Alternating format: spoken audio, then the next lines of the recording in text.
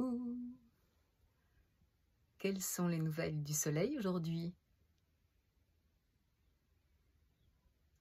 Choisir ses relations, ses fréquentations. Des études ont montré qu'on finit par ressembler aux 5 personnes que l'on fréquente le plus. C'est une première question à se poser. Quelles sont les 5 personnes que nous fréquentons le plus souvent? Celles à qui nous consacrons le plus de temps. Ensuite, ces personnes nous mettent-elles en joie? Nous donnent-elles de l'énergie? Nous poussent-elles vers l'avant? Nous encouragent-elles? Mettent-elles en valeur nos qualités, nos forces? Nous aident-elles à traverser les épreuves sans nous juger? Question intéressante pour se sentir soutenu par ces 5 personnes. Une question qui s'est posée pendant la crise du cirque Covid était: est-ce que je suis content de l'endroit où je vis, de ce que j'y fais et des personnes avec qui j'habite? 3 dimensions fondamentales de la vie que cette crise a permis de mettre en avant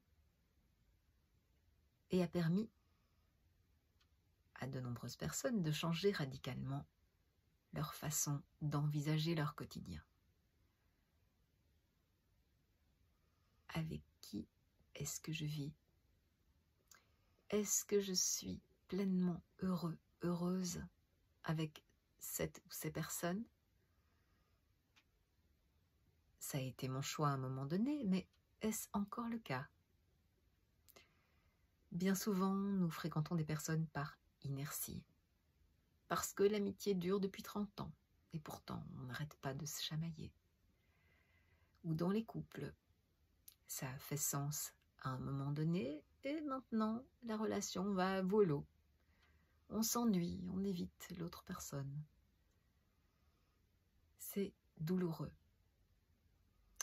Il arrive que l'on fréquente des personnes énergivores. Après 1 heure de rencontre, on se sent épuisé, on a besoin d'une sieste. On se dit qu'elles ont besoin de nous. Est-ce vrai? Nous nous oublions souvent dans ce genre de choix et, à la longue, nous leur ressemblons. Réfléchissons maintenant aux 5 personnes à qui nous avons envie de ressembler. Des personnes que nous aimons profondément, des personnes modèles, des personnes bienveillantes, chaleureuses, qui rayonnent la bonté, les encouragements, avec qui nous avons une connivence, avec qui nous avons des activités qui nous font rire. Quelles sont ces 5 personnes? Et lorsque nous les avons identifiées, comment faire pour passer plus de temps avec elles? Les relations sont fondamentales pour l'humain. L'humain est un être grégaire, et même si parfois il se sent ermite, car l'introspection est nécessaire régulièrement en des périodes d'isolement pour se retrouver avec soi-même,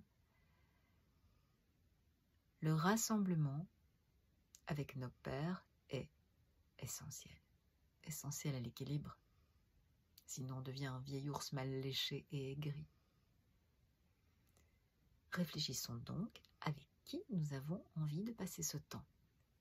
Choisissons nos relations. Nous pouvons penser qu'on va sauver tout le monde autour de nous. Nous allons sauver, nous allons aider, magnifique. D'abord, nous mettons nos gants. D'abord, nous nous protégeons.